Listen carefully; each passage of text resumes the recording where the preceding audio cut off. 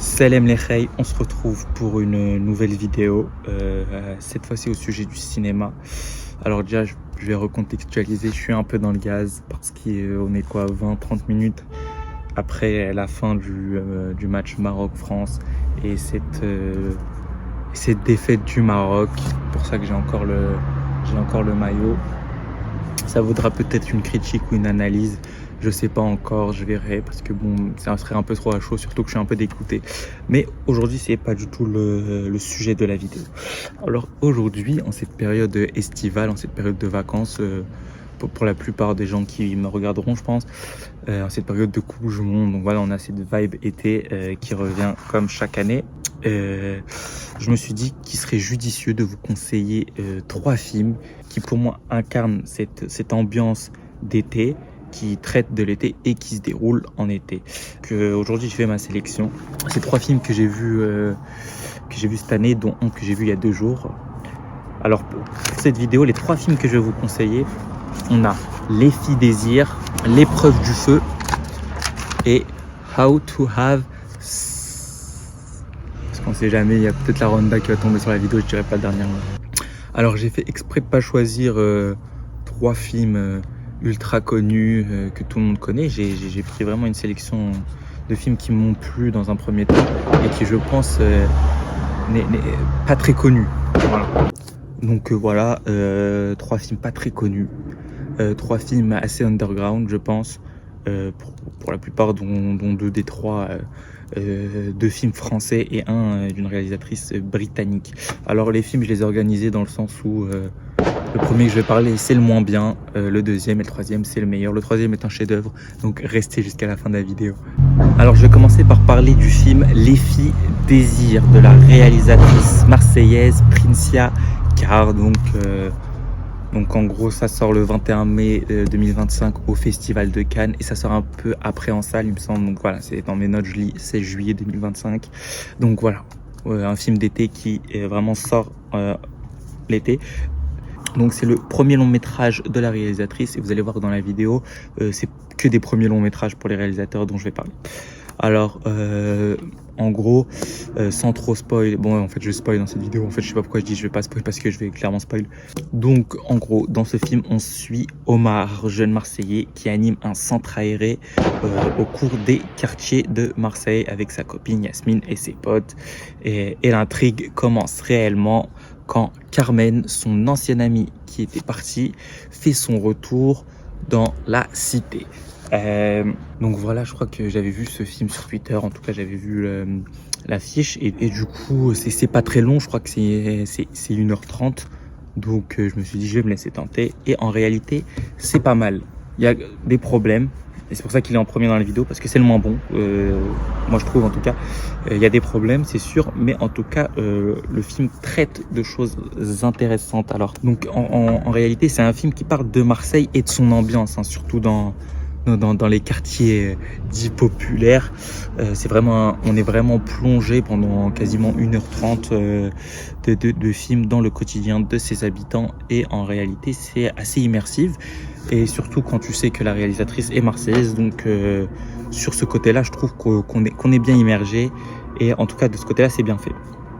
C'est aussi bien évidemment un film qui parle de l'environnement socio-culturel de Omar, le personnage principal, et un peu tout ce qui est lié, donc les défauts, etc. Ouais, en effet, c'est ça, hein, c'est pas Omar. Il y a tout un truc dans le film par rapport à sa culpabilité envers son ancienne amie Carmen. Il a limite un peu ce syndrome du sauveur. De l'homme qui doit venir sauver cette femme, etc. Et aussi du regard que les autres dans la cité peuvent avoir vis-à-vis de Carmen. Et aussi toute cette critique, hein, cette critique et cette personnification un peu de la misogynie par rapport à la situation de Carmen, qui pour moi, Carmen est un vrai personnage pour qui on a de l'empathie. On a envie de la voir s'en sortir. Et aussi, j'ai oublié de préciser un gros truc sur Carmen, du coup, elle a quitté la cité, etc. pour aller se prostituer. Donc en gros, elle a mal tourné. Et voilà, on voit que dans le film, elle développe plein de réflexes de survie par rapport à ça. Elle sait que c'est pas une partie de plaisir pour elle de se prostituer.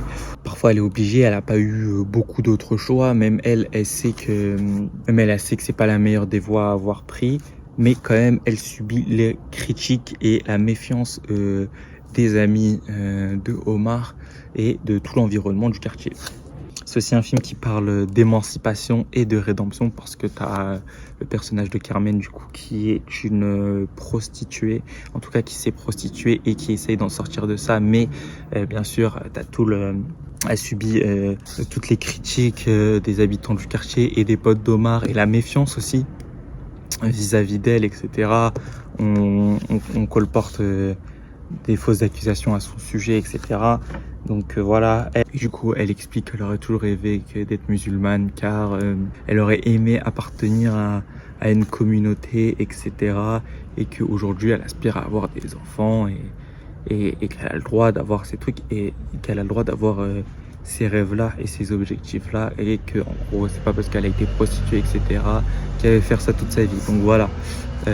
Voilà un peu pour Carmen et au niveau de la rédemption, mais aussi il y a un délire d'émancipation qui est incarné par le personnage de Yasmine, donc Yasmine qui est la petite amie de Omar et qui se retrouve entre cette relation entre Omar et Carmen et qui elle en fait doit se marier avec Omar, mais elle comprend qu'en fait elle est jeune, elle a 17 ans et qu'elle a envie de tester d'autres choses et qu'elle aimerait ressembler à Carmen. Donc voilà, c'est je pense les thématiques qui reviennent dans ce film et qui voilà. Et donc voilà, donc les trois personnages principaux sont joués par Housan Mohamed pour Omar, Carmen par Lou Anna Amon et Yasmine par Leila Haïchour, qui sont des acteurs qui n'ont rien fait d'autre comme film à part celui-ci, donc c'est les premiers rôles. Et pour moi c'est là le gros problème du film, c'est que c'est globalement mal joué.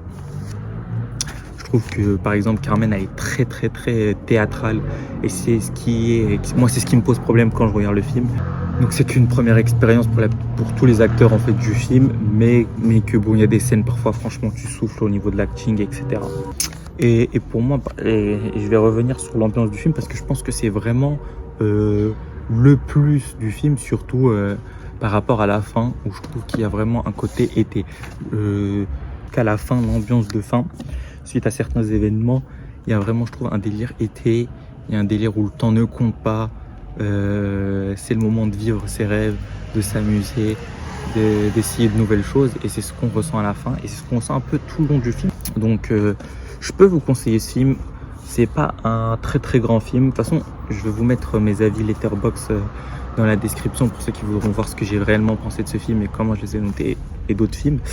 Mais c'était un moment quand même assez sympa, je peux pas dire que j'ai passé un mauvais moment et pour moi c'est l'ambiance du film, elle représente un peu le côté un été en France. Alors pour le deuxième film on va parler de L'épreuve du feu, un film sorti aussi en 2025 et qui moi j'avais trouvé de toute façon et vous pouvez le voir dans ma liste 2025 sur Letterboxd, j'avais trouvé que c'était l'un des meilleurs films de 2025. Ce film avait vraiment conquis. Je me rappelle je l'avais vu l'hiver malheureusement et un peu en retard. C'est un film d'Aurélien Père, c'est un premier long métrage pour lui aussi. Donc je crois qu'il avait été aussi diffusé au Festival de Cannes, il me semble, ce film. Et donc dans le film, on suit Hugo, 19 ans, qui passe toutes ses vacances dans l'île de Noirmoutier, sauf que pour cet été, il revient changer physiquement et avec une petite amie. Alors ce film, il m'a marqué, je me rappelle que j'avais passé un excellent moment en le regardant, je trouve que c'est un grand film. Donc voilà, on suit ce personnage d'Hugo dans son île où on comprend qu'il a l'habitude et qu'il a passé toute sa jeunesse sur cette île. Sauf que cette fois, il a changé physiquement, il est devenu beaucoup plus musclé et beaucoup plus maigre. Et il a une petite amie qui est très différente de lui, donc incarnée par Anja Verderosa, qui incarne du coup sa petite amie Queen dans le film, qui est un personnage très extraverti, très lumineuse, très sociable, très solaire. aussi qu'on remarque, hein, donc les longs ongles. Et donc ce film, il joue sur ça. On joue sur Hugo qui a pas du tout confiance en lui, et qu'il est avec une bête de meuf qui, elle, est beaucoup plus mature que lui, etc. Et il va du coup faire son retour sur son île. Il va recroiser ses anciens copains qui vont lui dire qu'il a changé, etc. Et donc lui, pendant tout le film, il va chercher à se faire accepter par ses anciens amis, ses anciens amis sont des connards. Bon, tout le long du film, on comprend que c'était pas vraiment ses anciens amis et que c'était plutôt des mecs qui le harcelaient. Mais bon, lui, il est tout le temps à la recherche de cette acceptation des autres. Et le film joue sur ça. Donc ça traite totalement de l'acceptation de soi. C'est aussi une romance, donc ça traite de la relation entre Queen et Hugo.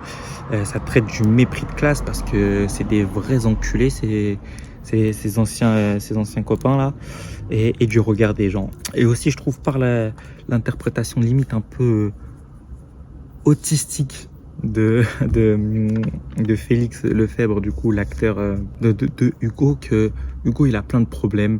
Et il s'accepte pas, il a encore du mal avec ce nouveau physique et cette nouvelle image qui répercute.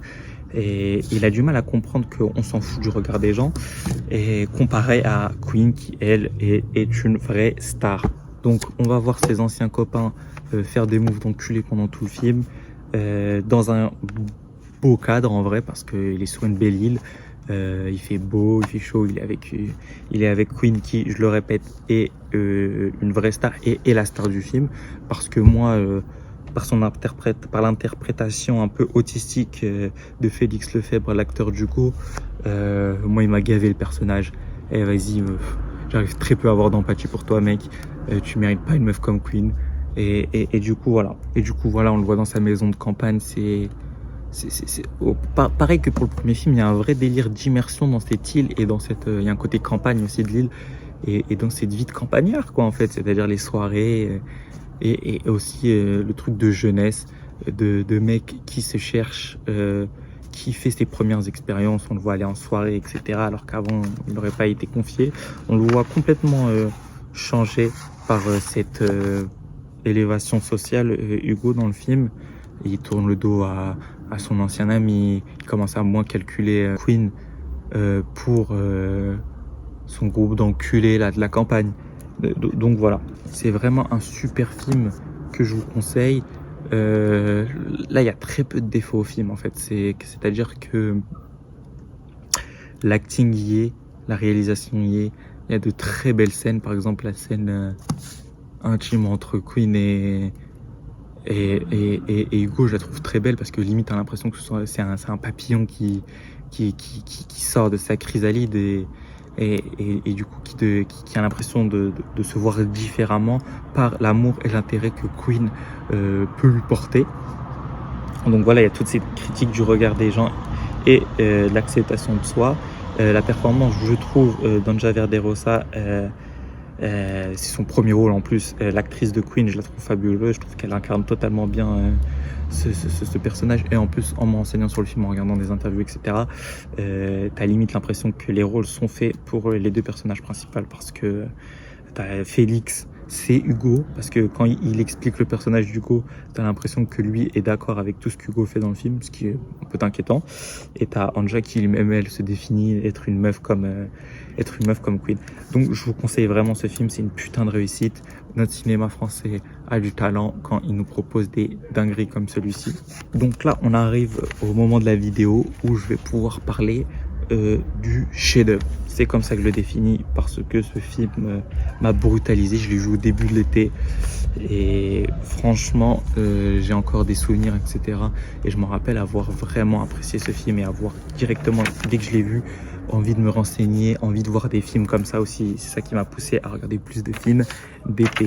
Alors, on va parler de How to Have, une première réalisation, en tout cas un premier long métrage de Molly Morning Walker, une réalisatrice britannique et qui a été aussi diffusée comme les deux autres films au Festival de Cannes.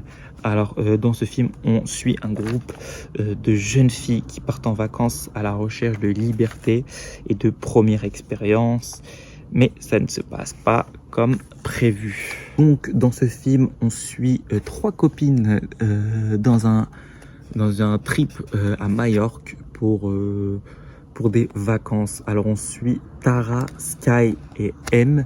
Et du coup, on va les suivre dans leur quotidien de vacancière. Donc déjà, c'est une débauche sans nom. Moi, au bout d'un moment, le film, à un moment, il m'a fait mal à la tête. Trop d'alcool, vas-y.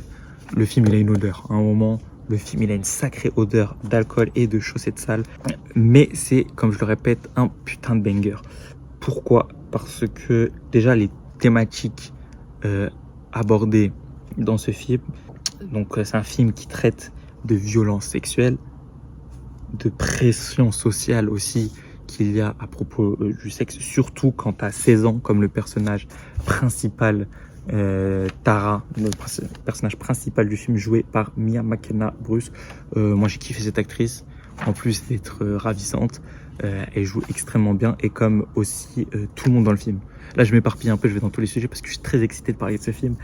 Tous les acteurs du film jouent extrêmement bien, et pour une première réalisation, c'est assez bluffant, je dois dire, parce que y a pas de défaut au film. Mais on y reviendra. Là, je m'éparpille trop. Donc voilà, c'est un film qui parle de violence sexuelle, de pression sociale due au sexe, aussi l'envie de manger la vie, parce que elles y vont clairement dans cette optique-là. Elles veulent profiter de chaque seconde et faire les choses les plus folles possibles. Elles disent clairement qu'elles vont pas dormir, ça sert à rien, etc. Elles veulent juste profiter. Il y a aussi tout un truc aussi par rapport au flou du passage à l'âge adulte et de leur avenir, parce qu'on comprend qu'ils vont devoir changer d'école, ils seront plus forcément les 3 ensemble, et du coup ils ont plein de stress à cause de ça. Et aussi pour moi, limite, le personnage principal du film, c'est la nuit. Il y a une bonne partie du film qui se passe pendant la nuit, et c'est exceptionnel. Il y a aussi toute une immersion, je trouve, dans la jeunesse britannique, et un peu leur moyen de s'amuser, parce qu'il y a quand même 2-3 trucs assez fous que moi j'avais jamais vu ailleurs. La scène là, avec le truc là du verre ou je sais plus quoi là dans la piscine, et la scène du mec qui se fait séus sur scène. Je kiffais ça. Franchement, les Anglais sont déniqués, et bien sûr avec leur accent, etc. Dans le film, même leur nom, quoi, Badger, Paddy. Tu vois, il y a un truc vraiment, un côté très britannique assumé dans le film, et qui donne tout son charme. Le film est assez impressionnant pour une première réalisation, ça je me répète. Et même du côté de la mise en scène, je trouve qu'on a des parties du film, on a des plans qui sont fous.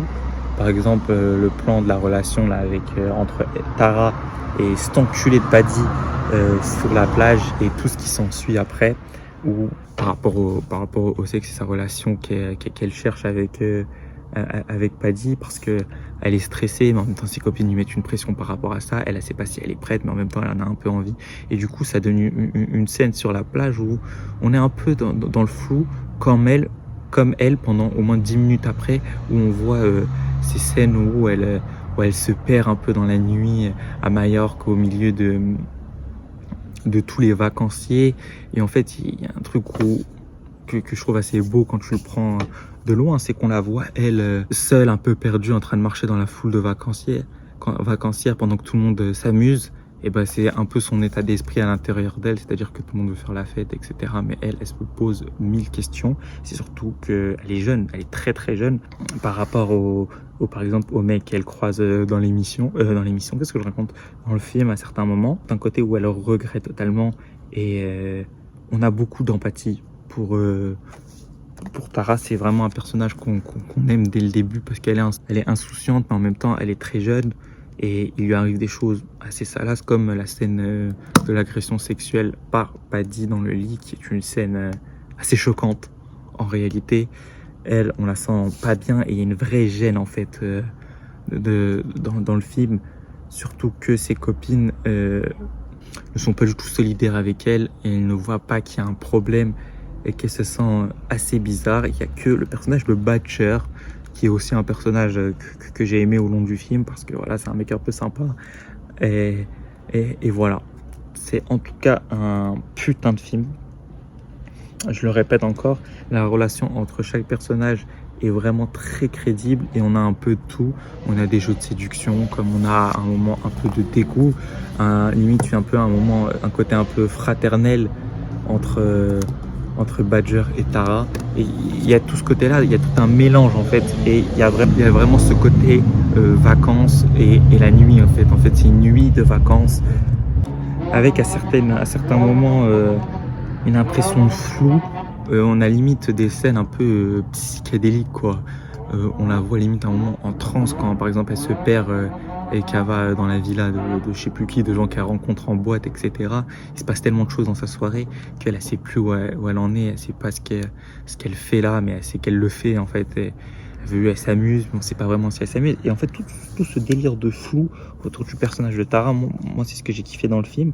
Et c'est ce qui donne une impression, voire un goût un peu amer et parfois aussi un peu malaisant. Et voilà, c'est à peu près tout ce que j'ai à dire, je pense, sur How to Have Sex, parce que je pense que les gens doivent le voir. Et moi, si je vous le dis, ça ne changera rien. Je peux parler du film tant que je veux. Il faut que vous le voyez, c'est un putain de film. Et je pense que c'est vraiment un chef-d'œuvre. J'ai dû le noter, le maximum de notation sur la Letterboxd. C'est un putain de banger. Et voilà. Je pense qu'on arrive à la fin de cette vidéo. Je vous conseille du coup ces 3 films, donc Les filles désirent, L'épreuve du feu et How to Have Sex. Allez les voir, surtout en cette période estivale. Trouvez-vous les moyens et le temps de les regarder. Et dites-moi en commentaire si vous avez aimé regarder ces films. D'ici la prochaine vidéo, je vous fais un big salam à la famille. Et à plus tard, c'était ma expert opinion.